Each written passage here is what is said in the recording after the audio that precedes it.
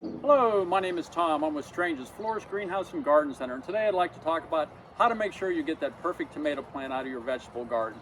One of the things that a lot of people forget about when they're planting tomatoes is calcium. It's the most important thing that you could do beyond anything else, is having calcium in the soil itself. If you don't have the proper amount of calcium, what happens is you grow your plant, it produces nice beautiful tomatoes, and just when you're getting ready to harvest them, the bottom of the tomato turns black. And what it is, it's the cells of the tomato are breaking down, and it just ruins your plant.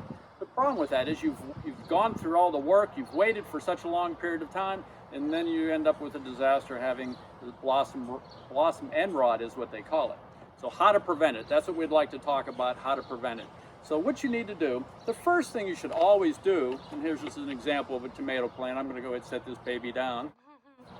The first thing that you should do when you plant your tomatoes, and I know you're probably past that point at this point in time, is to start off with lime. Using agricultural lime, hydrated lime, you want to mix that into the soil itself. And what that does, what the old farmers used to call it, was sweetening the soil. So you really need to put that down first, mixing some lime into the soil. And if you haven't done that, that's fine. You can still work around that. The thing that we're missing, what I mentioned, was calcium in the soil. So how are you going to get the calcium in the soil? Three options that we have here to show you today. The one would be using tomato tone. And tomato tone, it's an organic fertilizer, which we highly recommend, but what it has in it, it has a concentration of about 5% calcium, which is more than you would normally get out of most fertilizers. So if you're going to fertilize, use something like a tomato tone or a high calcium fertilizer. That would be one choice. The other choice really would be, here's calcium nitrate.